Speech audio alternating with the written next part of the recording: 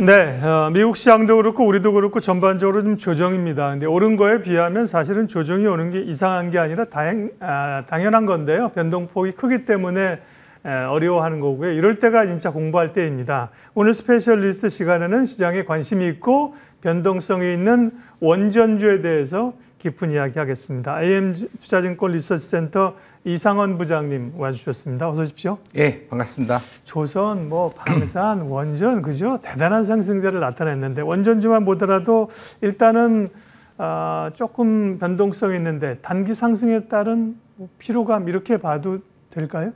아무래도 그렇죠. 그래서 제가 이제 또 앵커님이 그렇게 질문하셨는데, 그것보다도 여태까지 어떻게 올라왔고, 그다음에 이게 왜 조정이 일어나는지, 그리고 앞으로 어떻게 갈 건지, 그거부터 말씀드리는 게 더 좋죠. 시청자님들이 또 궁금하시니까. 말씀드립니다.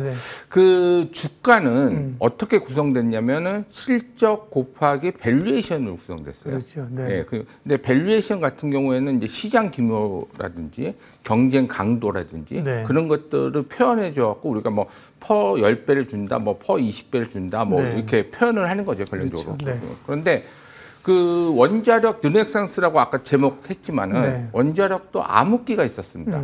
암흑기가 뭐냐면은 2011년부터 2020년까지는 원자력의 암흑기 시대. 한국에서? 아니, 글로벌로. 글로벌리. 지금 중요한 건 뭐냐면 그 한국에서 뭐 어떻고 저쩌고 한 거는 중요하지 않습니다. 글로벌 트렌드를 글로벌로 돈의 흐름이 어떤 식으로 움직이는지가 가장 중요하고, 좋은 말씀입니다. 제가 이제 원자력뿐만 아니라 어떤 산업을 봤을 때는 글로벌로 돈이 어떻게 투자되는지 그게 핵심 포인트입니다. 그런데 원전 같은 경우에는 그 원전 사고가 있을 때마다 규제가 강도가 강해졌습니다. 그러니까 한 예로 보면 1979년에 미국에서 쓰리마일 섬에서 2호기가 원전 사고가 났고요. 이번에 뭐 하나 다시 가동한다는 게 쓰리마일 섬이죠? 그렇죠. 그다음에 1986년도에 체르노빌 그렇죠. 에서 원전 사고가 유럽의 탈원전의 계기가 됐습니다. 그리고 아까 말씀드렸듯이 2011년, 2020년도에 또 계기가 됐던 게 일본 대지진으로 일어난 후쿠시마 원전, 그게 됐었고, 그다음에 2015년도에 12월 달에 파리 기후 협약이 협정이 되면서 2016년부터 신재생 에너지가 엄청나게 성장을 했고, 그 와중에서 원전이 거의 이제 암흑기 시대가 된다. 원전이 암흑기 시대는 건 뭐냐면 원전을 짓지 않는다는 거죠. 그러니까 신재생 에너지로 짓지 않는 건데, 아까 이제 앵커님 말씀하신 쓰리마일 섬 이제 재가동한다고 그러는데, 그게 2019년도에 1호기를 콘스텔레이션 에너지가 하고 있었는데 1호기를 자진 폐쇄했어요. 왜 자진 폐쇄했었냐면 아까 규제가 강도가 하면서 원가가 올라갈 수밖에 없어요. 그러니까 이것도 설치해야 되고 이것도 설치해야 되고. 그런데 그 보통은 이제 PPA라고 해서 미국 같은 경우에는 이제 기업들이 전기 가격을 매기는 경우도 있고, 그다음에 그 주에서 전기를 사주는 경우가 있는데, PPA로 해서 수요 공급의 원리에 따라서 가격이 정해지는데 그 가격이 낮은 거예요. 원전에서 공급하는. 그래서 계속 손실이 나니까 자진 폐쇄한 거죠. 수익성이 안 나니까. 그런 와중에서 유럽에서는 제가 왜 그런지는 모르지만 진보 정권에서는 원전을 좀 싫어하는 경향이 있고 보수 정권에서는 원전을 좋아하는 경향이 있어요. 그건 이유는 모르겠어요. 아무래도 뭐 환경 이런 걸 중요하지 않을까요? 진보에서. 그래서 2011년부터 2020년 경우에는 모두 다 유럽에서는 진보 정권이었는데 2020년부터 스웨덴, 핀란드, 네덜란드 등 보수 정권이 등장하면서 어떤 일이 발생되냐면, 보통 탈원전을 하기 위해서 뭐 2030년에는 2035년에는 원전을 끄겠다. 뭐 그런 식으로 법을 했는데 그 법을 바꾸기 시작했어요. 바꾸기 시작하고 급기야는 2022년 7월 달에 그린 텍스노비라고, 그 뭐냐면 2050년까지 탄소 제로 사회를 유럽에 만들기 위해서는 이 부분에 대해서 발전을 해야 된다. 뭐 당연히 신재생 에너지는 다 꼈겠죠. 거기다가 원전을 껴놨어요. 그러니까 그 시대의 흐름에 바뀌면서 그런 이제 원전 시장이 커질 수 있다는 기대감, 그래서 저희가 2022년도에는 체코 원전을 참여하기 위해서 그 참여서를 낸 거죠. 그때부터. 그래서 유럽 쪽에 시장이 커지는 부분이 있었고 그 다음에 미국에서 한 획을 긋은 게 있어요. 네. 재밌어요. 네. 예. 2024년 9월 예. 차트를 보시면 예. 2024년 9월을 기점으로 예. 전에서는 거의 겼어요. 차트가. 주가가 거의 예. 겼다는 표현을 쓰는데 2024년 9월부터 올라간 거죠. 이유가 아까 이제 AI 아니에요? AI 투자? 그거 아니었고 그 마이크로소프트가 코스텔레이션 에너지의 그 가동 중단된 원전을 1호기를 가동을 시키면서 2027년부터 2035년까지 가동을 시키면서 계약을 맺었습니다. 이게 중요한 건 뭐냐면 이만한 원가라도 나는 PPA로 가격을 훨씬 높게 주겠다. 너한테 이익을 주겠다는 거죠. 전력이 필요하다 우리. 예. 그러니까 그 핵을 근 거죠. 네, 그러니까 2024년 9월 이전과 이후는 원전주가 주가가 엄연히 다른 거죠. 그때부터 미국의 원전주뿐만 아니라 우리나라의 원전주. 우리나라는 그 7월 달에 작년 7월 달에 우선 협상자 대상자 됐다고 해서 세론이 나왔거든요. 그런데도 2024년부터 야, 그러면 미국 시장이 또 주도하는 시장이니까 미국 시장이 커지겠구나. 이 원전에 대해서는 폐쇄된 것도 재가동한다는 거는 원전으로 공급할 수 있는 전기 가격이 올라가면서 그리고 빅테크들이 많이 필요하겠구나. 그러면서 이제 시장 규모에 대한 기대감을 올라간 거죠. 그러고 나서 또 한 달 전에 트럼프 대통령이 행정명령을 네 가지 행정명령을 내면서 어찌됐든 지금 미국에서는 100기가와트가 가동되고 있는데 400기가와트까지 2050년까지 늘리겠다. 그런 부분들이 반영해서 시장 규모에 대한 확대 기대감이 반영되면서 우리나라 원전주들이 올라갔고 두 번째는 뭐냐면 경쟁 강도입니다. 대형 원전 같은 경우에는 딱 5개 나라만 할 수 있습니다. 한국, 미국, 프랑스, 러시아, 중국. 근데 러시아, 중국은 이제 우크라이나를 러시아가 침공하면서 그다음에 이제 중국은 또 공산국가니까 조금 원전에 대해서 특히 지금 원전에 대해서 부품도 에너지 안보로 위해서 그 중국 부품을 사용하지 않습니다.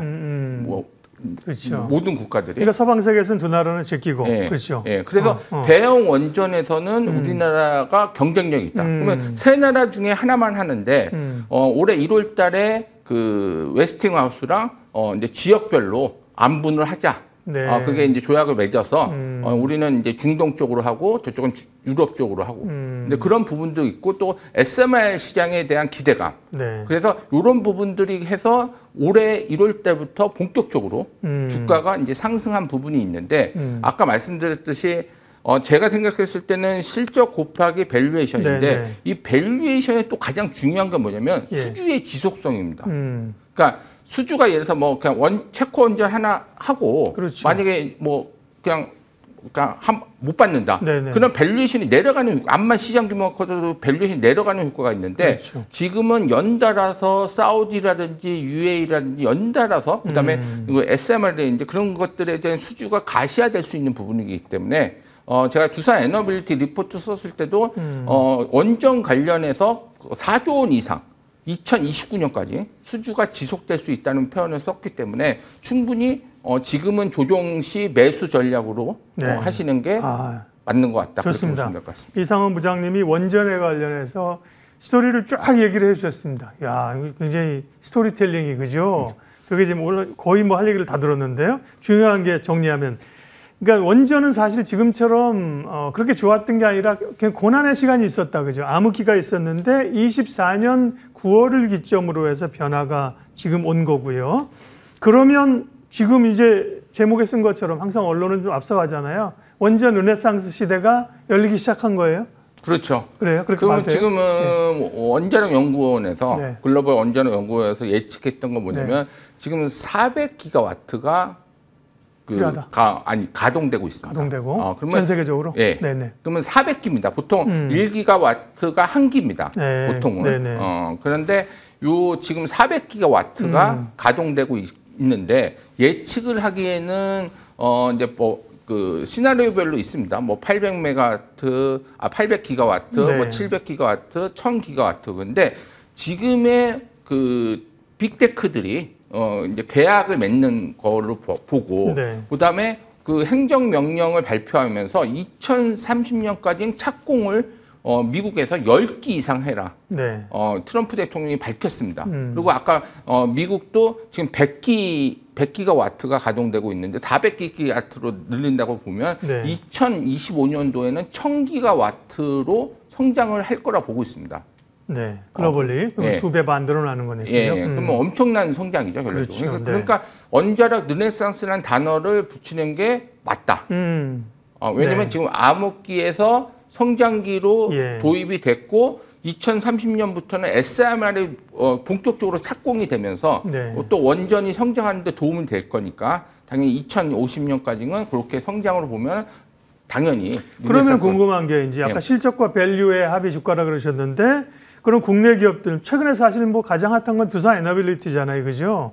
그러면 두산 에너빌리티의 밸류로 보면 지금 어느 정도예요? 앞으로 지금 말씀하신 걸 반영해서 올라갈 레벨이 어느 정도나 돼요?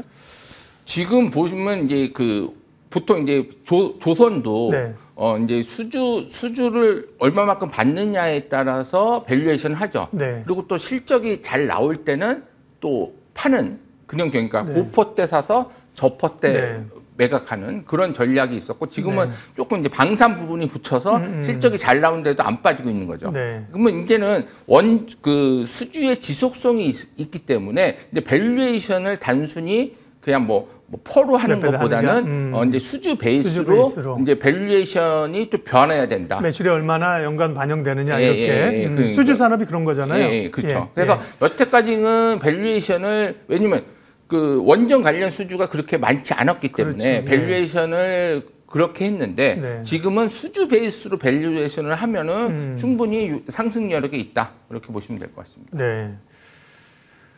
시간이 새 정부의 에너지 정책은 어때요? 말씀하신 글로벌을 보자고 하신 게 맞고 하긴 하지만 또 국내 정책을 간과할 수는 없잖아요. 새 정부의 그 원전에 관한 정책 방향은 어떤 거예요? 원전에 대한 정책 방향은 아직 뭐 구체적으로 안 나왔습니다. 근데 이제 제 11차 정기본 네네. 그거는 이제 윤석열 정부 때 확정이 된 거죠. 거기 안에서는 뭐가 있냐면은 그 대형 원전에 대해서 2기를 짓고 그다음에 SMR에 대해서 1기를 짓는 걸로 돼 있습니다. 네. 그래서 하반기 때 그 원전 부지에 대해서 선정 절차를 들어갈 겁니다. 만약에 그게 들어가게 되면은 새 정부에서도 11차 정기본을 따르면서 하는 거기 때문에 그렇게 네. 큰 문제는 없을 거라 보고 있습니다. 네. 그리고 또 이제 오늘 질문 가운데 빼면 안 될 게 해체 산업이에요. 그죠? 우리가 이제 고리 1호기 해체를 결정을 했잖아요. 지금까지는 이제 어쨌든 원전을 짓는 거에 대한 수요와 기대감이었잖아요. 해체라는 시장은 앞으로 얼마나 열리게 되며 그 시장에서 한국이 점유할 수 있는 위치는 기술력은 어느 정도예요? 그 해체 시장이 열리는 건 맞는데 네네. 중요한 거는 금액이 적습니다. 한 1조 5천억 정도 한 기 해체하는데 네. 그 정도 되는데 아까 이제 체코 원전 우리가 예. 계약했잖아요. 26조입니다. 그리고 우리나라에서 원전 2기 짓는 건 13조 정도 됩니다. 네. 그런데 작은데 지금 이제 우리나라 시장을 보는 게 아니라 지금 400기가 가동되고 있는데 200기가 가동 중단되고 있어요. 그러니까 독일에서도 그 5월 달에 가동 중단을 완료했어요. 근데 다른 나라들은 다 법을 바꾸고. 네. 그러니까 200기가 가동 중단됐으니까 이게 우리가 1호기, 올해 1호기를 시작으로 조금 하겠다. 그런데 그 기존에 200기 멈춰져 있는 거를 폐쇄하겠다. 그런데 지금 미국에서는 아까 재가동, 네. 그다음에 폐쇄 원전도 다시 또 재가동하는 지금 홀텍이 지금 작업을 하고 있습니다. 그리고 보조금을 줍니다. 재가동하기 위해서. 그리고 수명이 원래 이제 40년 미국 같은 경우는 40년, 그다음에 20년, 20년까지 수명 연장을 했는데 네. 거의 79년 이후에는 원전이 잘 안 지어졌는데 지금 수명 연장이 지금 100기가 가동되고 있는데 85%가 80년으로 수명 연장을 해버렸어요. 그럼 우리나라는 40년, 10년, 10년이에요. 네. 그래서 지금 고리 2호기부터는 수면 연장 쪽으로 돌렸습니다. 그래서 우리가 네네. 글로벌로 진출해서 지금 우리나라 시장은 뭐 그렇게 크지 않고 글로벌로 진출해서 200기를 해체 시장에 들어가느냐 안 들어가느냐 하는데 그거보다는 네네. 원전 수주 받는 게 무슨 말인지 훨씬 알겠습니다. 크다. 네. 네, 그렇게 보시면 될 것 같습니다. 아, 이야기 너무 재밌는데요. 시간이 제한돼 있어서 네. 마무리 가야 돼요. 그러면 변동성이 있는 원전주에 대한 전략을 뭐 하반기 내년을 보면서 어떻게 가져가야 되는지 또 그 가운데 관심 종목은 뭔지 마무리해 주세요. 두산 에너빌리티가 가장 탑픽으로 보고 있고요. 예.